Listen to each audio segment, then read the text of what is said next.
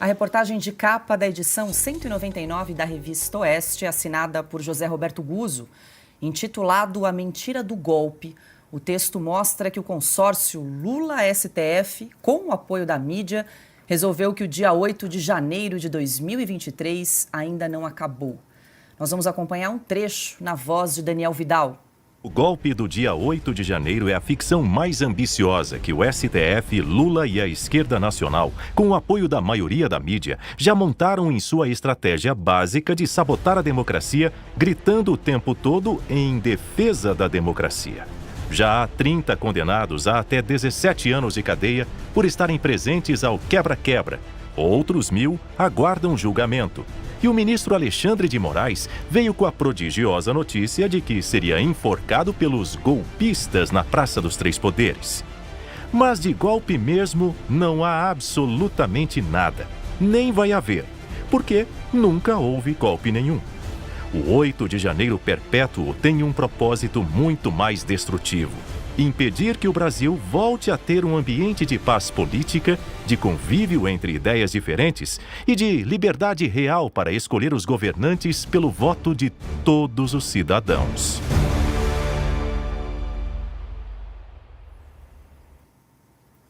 Mais um belo artigo de José Roberto Guzzo estampando a edição 199 da revista Oeste. Quero aproveitar para mandar um beijo carinhoso para o nosso querido Augusto Nunes, que hoje está de folga, mas está aqui muito bem representado pela nossa querida Ana Paula Henke. Eu vou pedir uma ajuda, um auxílio, Ana, para você ler um trechinho aqui do artigo do Augusto, intitulado O Quarto Poder. Boa noite, Ana. Boa noite, Paula. Mais um excelente artigo do nosso mestre Augusto. Um beijo ao Augusto que está de folga hoje.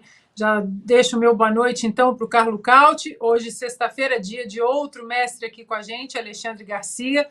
Muito boa noite à nossa audiência maravilhosa. E aqui vai um trechinho do brilhante artigo de Augusto Nunes. Oficialmente, Alexandre de Moraes é um dos 11 ministros do Supremo Tribunal Federal e preside o Tribunal Superior Eleitoral. No mundo real, acumula funções e papéis que o transformaram no comandante de um quarto poder mais alto, mais forte e mais espaçoso do que todos os outros. Nesta semana, durante a quermesse do Senado, que insistiu na fantasia rejeitada por 8 em cada 10 brasileiros, alguém resolveu abrir o desfile com uma trinca formada pela governadora do Rio Grande do Norte, Fátima Bezerra, pelo procurador-geral Paulo Gonet e pelo presidente do Tribunal Superior Eleitoral. Ao empunhar o microfone, Alexandre de Moraes caprichou na pose de principal orador. Não por comandar um órgão que foi criado para ser tribunal, não figura entre os poderes da República, sequer em republiquetas bananeiras, e não tem similares na imensa maioria das nações civilizadas, mas por considerar-se o chefão do quarto poder. Boa, Ana, obrigada. Eu já vou emendar, pedir para a produção exibir a charge da semana, que está disponível no site da Revista Oeste, que tem tudo a ver, conversa muito bem com o artigo de Augusto Nunes dessa semana, do nosso cartunista Schmock. Quem jogou detetive na adolescência vai se identificar com certeza com essa charge. Você que está nos acompanhando pode acompanhar essa e outras charges do nosso querido cartunista Schmock no site da Revista Oeste. Bom, e agora eu vou aproveitar para incluir Alexandre Garcia aqui na roda. Muito boa noite, Alexandre. Trazer um pouco do seu artigo também dessa semana, que trata do evento da última segunda-feira, né, que foi intitulado aí de Democracia Inabalada.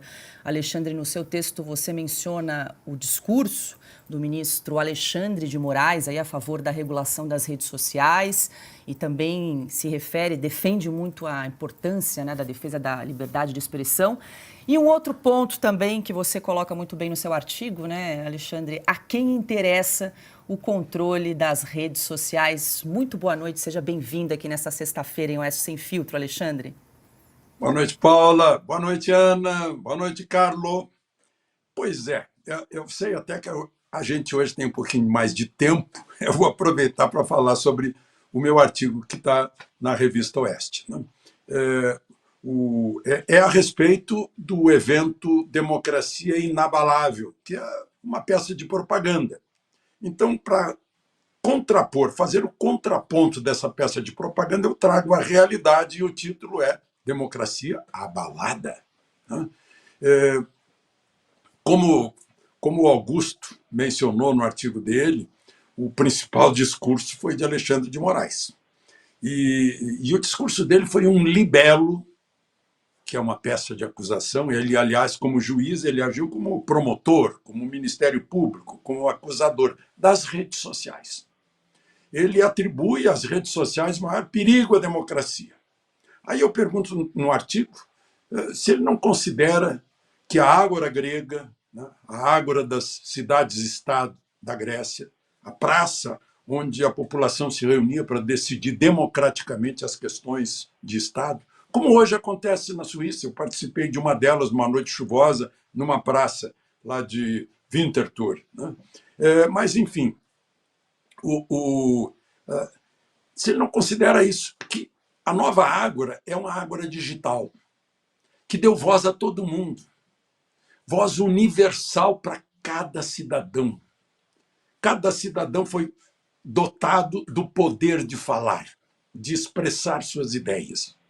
O que é isso senão a mais genuína das democracias?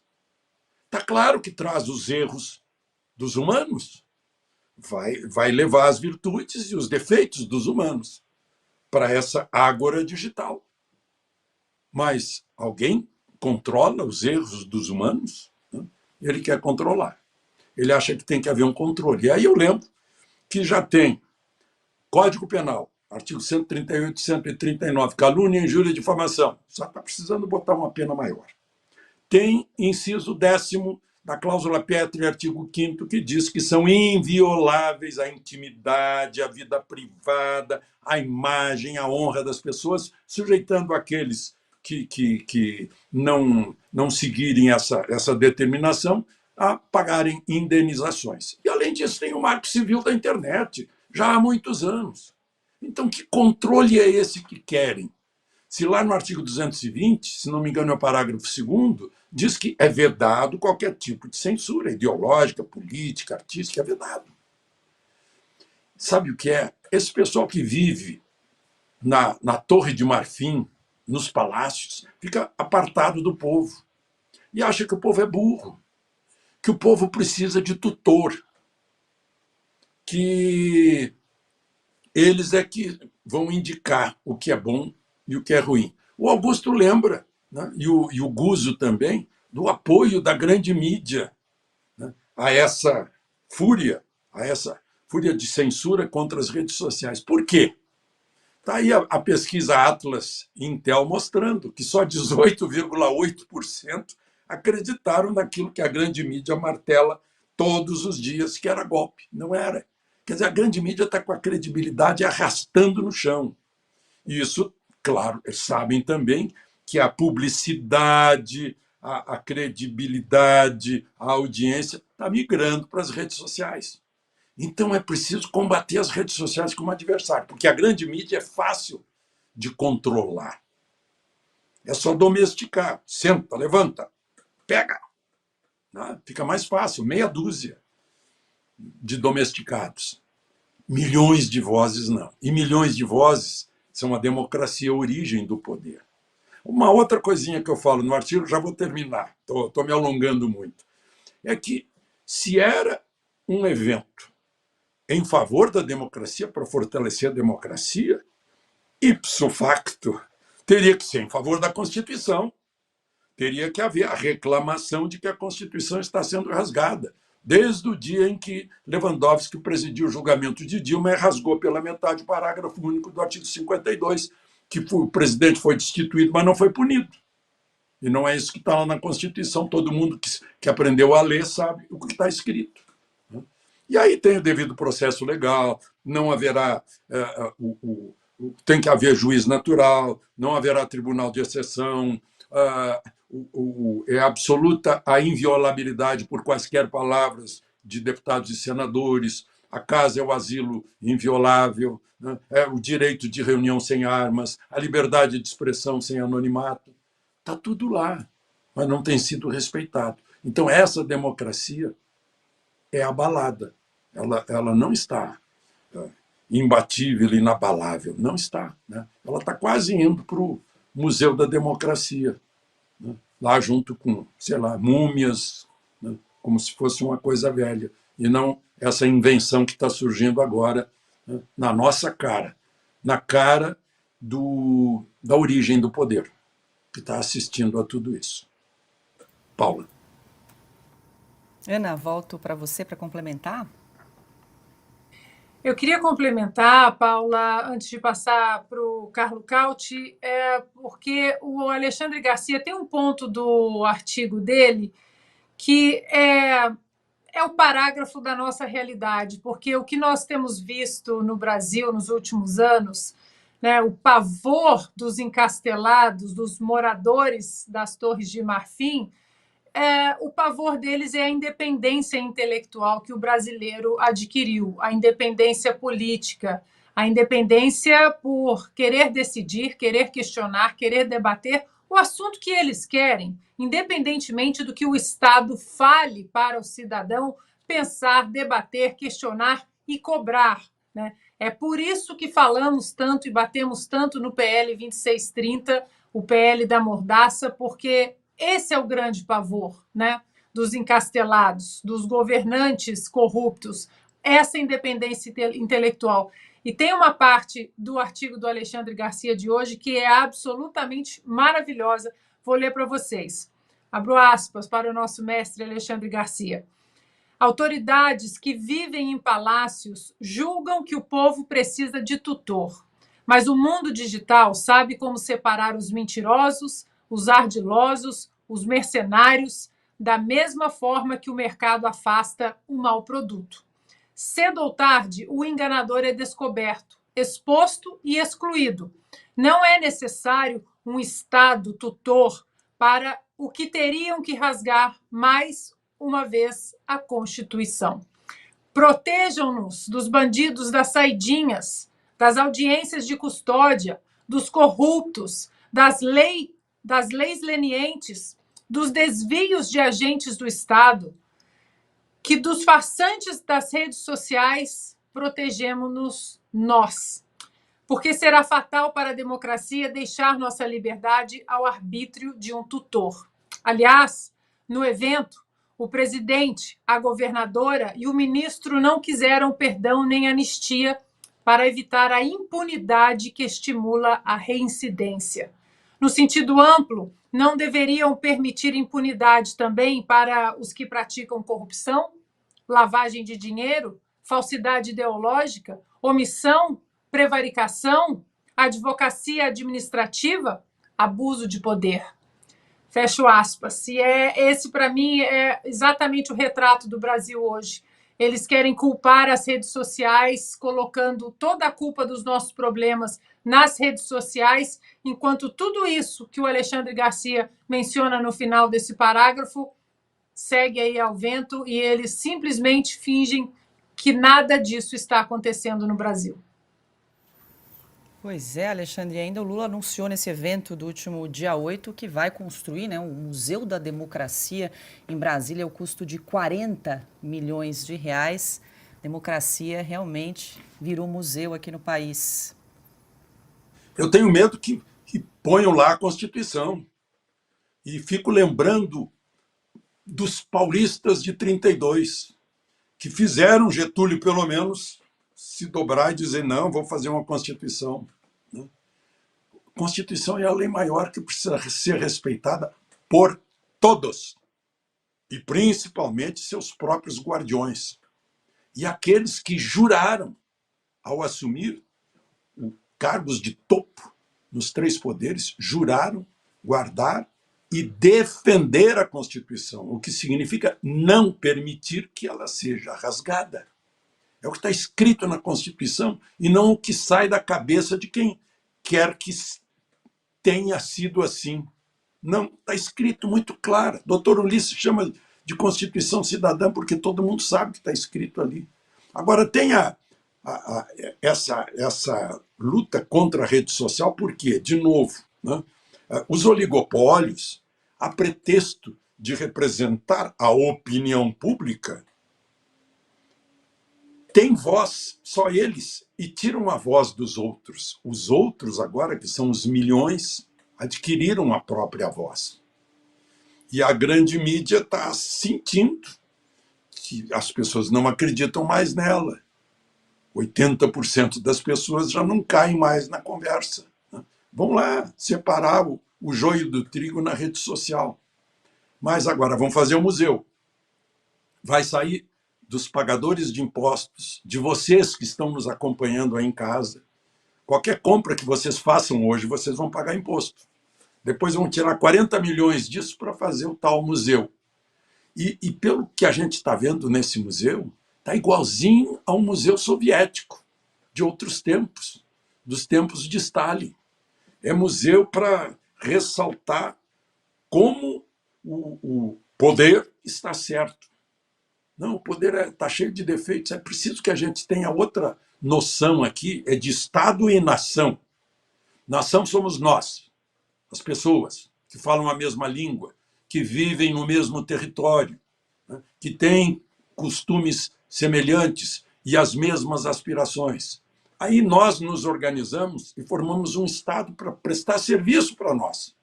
Serviço de justiça, de segurança pública, de saneamento, para não ter dengue, né? E de educação e saúde para quem precisa.